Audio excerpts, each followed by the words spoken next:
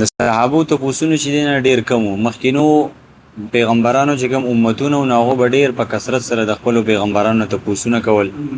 نو باغی کې به د پیغمبر بیا د بیم راتله او پیغمبر ته هم تکلیف واستړی بشو نو صحابو ډیر خیال کوو دیو جنا حدیث په کتابونو کې راځي چې هغه به صحابه په دې انتظار چې څوک صحابه د غرسنی او باندچی صحابه راشي کنه عربیان او هغه راشي د نبی علی سلام نو ست پوښتنه وکینو موږ ورته وکیدو موږ ورونه صحابه چې په کوم ورځ باندې چرته کې څوک ناشنا مسافر راغی د غرنه خاص کر د خار د آدابونو به واقف نو او د باندې خلک بو نو صحابه بو د ډیر په طبيعت باندې لکه غوږی خو چې بدیو ته پوښتنه وکینو موږ ته مطلب چې د دین په باره کې نور معلومات حاصل شي نو صحابه به د دې وجه ډیر کم ته پوښتنه کول دام صحابه د نبی علی سلام نه چون څومره ته پوښتنه کړل سوار له سوالونو په قران کې ذکر دي شپږ په دې سوره بقره کې دي آتا او باقی د شپږ سوالونه ته پوښتنه دا په نور ټول قران کې دي بهرحال یو سوال به کې چې دین غدارې دا صحابه چې دین استانه تپوس کوي او تپوس د صفه باره کې کو عن الاهله د سپوږمۍ په باره کې سپوږمۍ نه بلکې د میاشتو اهله د هلال جمع ده هلال چې کله دا اولنۍ ورځې کنه د سپوږمۍ دا اولنۍ 2-3 شپې نو دغه ته هلال وای چې موږ هلال کمیټي وته ناشته یو کنه اختر او د روزي په د ورځو کې خاص کر ډیر اهتمام کوي نو دته هلال وای عام نوم چې د سپوږمۍ ته قمر وای کنه په قران کې الشمس والقمر بحسبان نو عام نوم ته سپوږمۍ استعماليږي لیکن دغه اولنۍ شپو کې چې کله دا بالکل باریک او نری دغه وخت ته هلال وای او کله چې د بیا دیار لسوار لسوتور چې مکمل شي ناغه ته بیا بدر وای بدر کامل صحابه په دوه سيزونه مخامخ وګنه په اسمان کې یو نور یو سپوږمۍ و ناغه دا قتل چې د انور خو سحر وختي سحر چې دین راخیږي او ماخام ډوبېږي خدا غو مکملی لکه مطلب روزانه یو شان راخیږي یو شان ډوبېږي نیمګړی نه او چې سپوږمۍ چې د شپې راخیږي نه د دې کې دا څه قصه ده چې لکه اول شپو کې چې دین نری بیا ورو غټیږي سوار لسمې ته چې دین مکمل شي بیا دا غین ورستو بیا چې دین لري وسګیر ولګي بیا چې دین نری شي بیا سورزو کې ښکار شي سورزو کې ورګ شي چې دا صحیح حساب دی نو صحابه دا تاسو نبی علیه د دې دوه مطلب کې دي شي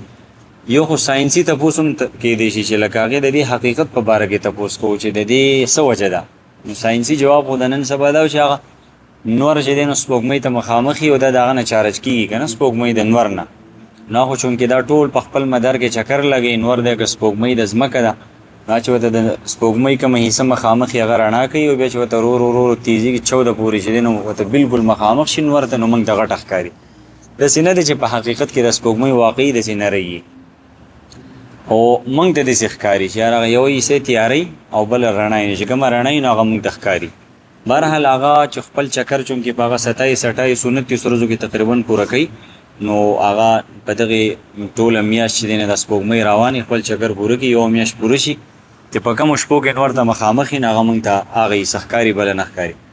او بهرحال د صحابه تپوس خو یو ساينسي تپوسم کې دي شي یو په دې کې تپوس داغه مطلب داو چې د دې حکمت او فائدې څه دي لکه چې دا غټيږي کچيږي کنه کله غټ شي کله وړ شي نه د دې فائدې څه دي نو الله تعالی چې وته کوم جواب ورکړی دی په قران کې نو هغه وته د حکمت او د فائدو ورکړی دی ساينسي جواب نه دی نو د دینم دا معلومه شو چې د صحابه سوال چې دین هغه په دې حکمت باندې مبني و چې د دې فائدې څه دي په دې کې څه حکمتونه دي ځکه الله وته جواب کې وایي قل تو ورته وایي پیغمبر هي مواقیت للناس دا د خلکو د پاره وختونه دي په دې باندې وخت معلومیږي په دې باندې خلک خپل معاملات کوي نو په دې باندې باغو یو میاش دوه میاشتې درې میاشتې 12 میاشتې پوره شو نو کال پوره شو نو د کال پته بوتم لګیدا د میاشتو پته هم لګیدا د شپو د ورځو پته بوته هم لګیدا نو ځکه چې د خلکو د پاره بده کې وختونه دي نو د سره چې الله تعالی فرمایي چې د خلکو د پاره بده کې یو وختونه دي والحج او د حج د پاره هم د حج پته هم لګیدا چې کله 12 میاشت به شروع شو ذل حجه نو هغه د حج میاشت نو پاغه سره باغو د حج پته لګول چې وسدا اولنې ورځ شپه دا او دویمه درېمه څلورمه بیا به چې دی نو هغه حج د لوی اختر په ورځ باندې د حج ټول اعمال دا به پکې کول عمره خو هر ټیم کېږي لیکن د حج دپاره خو ورځې مقرر دي که نه نو دا د سپوږمۍ باره کې الله تعالی چې دی دا ویلي چې په دې کې ستاسو دپاره حساب دی یعنې دا ستاسو د حساب دپاره الله تعالی د سپوږمۍ چې دی قرآن کې الله فرمایي وقدره منازل لتعلموا عدد السنین والحساب د دې لپاره موږ منزلونه مقرر کړي دي بره چې کوم خپل مدار دی د نور سپوږمۍ بره په خلا کې کنه نو د دې موږ د منزلونه الله مقرر کړي دي او د پاغي کې روانې چلیږي د لپاره د دې چې تاسو د کلونو شمار او حساب معلوم کړئ او دغه الفاظ الله تعالی د نور په باره کې ویلي دي فمحونا آية الليل وجعلنا آية النهار مبصرة لتبتغوا فضلا من ربكم ولتعلموا عدد السنين والحساب چې دا نورم د دې لپاره دی چې په دې سره تاسو حساب معلوم کړئ نو مطلب دوه تاریخونو په دنیا کې چې دغه چلیږي کنه کم چې هغه قمری حساب دی د سپوږمۍ او کم چې شمسي حساب دی دوانه یو ته مونږ اسلامي کلندر اسلامي تاریخ وایو بل ته انګریزي وایو نه د انګریزي مطلب دا نه دی چې دا د انګریزانو دی او غوځان نه جوړ کړی دی مطلب دا نور سپوږمۍ خو دوانه د الله مخلوق دی کنه چې کا د قمر د سپوږمۍ حساب دی د اسلامي کلندر دا هم د الله تعالی مخلوق دی که شمسي حساب دی د نورم الله تعالی دم د الله مخلوق دی والله د هغه حکمت هم دا بیان کړی دی چې کوم د انګریزانو کلندر دی تاریخ دی لیکن چونکه دوانه بارک الله تعالی فرمایي چې دا دوانه د تاسو د حساب د لپاره مونږ ګرځو پیدا کړی دي خو شریعت چې دین هغه د سپوږمۍ حساب وخت کړی دی نه د دې وجې نه مونږ د چې کوم قمري حساب دی ته مونږ اسلامي هجری کلندر وایو اسلامي وته وایو او کوم چې دا بل دی دا د نور د حساب دی هغه ته مونږ یا شمسي کلندر یا ته انګریزي کلندر وایو حالانکه نور د سینه دی چې هغه د حرام او ناجایز دی او د حلال دا چې د مسلمانانو د هغه د کافرانو د تقسیم په کې شاید چې مونږ کړی دی نور دوانه د الله مخلوق دي دوانه او شریعت چې دی دا د سپوږمۍ حساب خو کړی دی په دې باندې روزه هم په دې باندې د حج اخترونه ټول معاملات په دې دي مخکې دویمه خبره ولیس البر دا یو رسم دی چې دی نه د هغې اصلاح الله تعالی کوي کله چې هغو کې دا یو جاهلیت کې دا یو رواج چې کله به د حج احرام وتړو او حج له به لاړل نو خو د مکی خلکو نو چې کور کې به بیا واپس چرته کې سکار څه ضرورت پیښ شو بیا چې به کور ته راتلل نو وس په دروازه باندې مه ځئ دا په دې دروازه موږ د احرام په حالت کې په دروازه باندې چې اوس ځو نو دا ګناه دی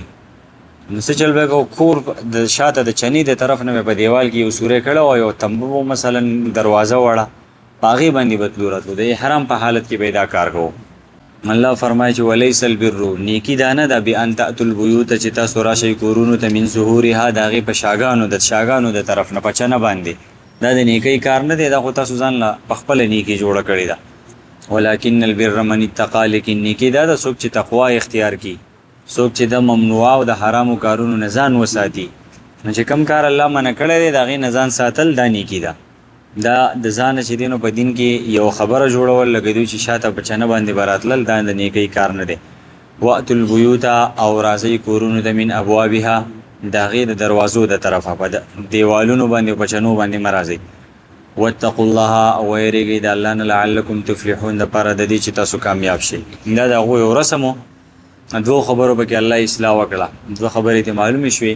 چې یو کار په شریعت کې عبادت نه دی د هغې نه ځان نه عبادت جوړول دا هم غلطه خبره ده دیو چې په دې چنه باندې راتلل دا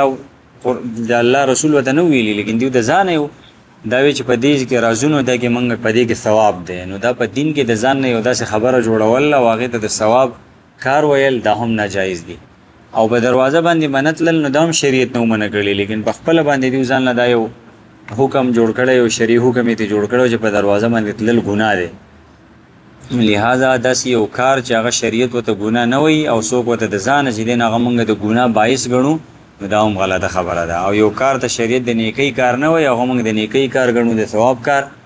دا هم غلطه خبره ده دواړو خبرو الله تعالی ورته په دې کې اصلاح وکړه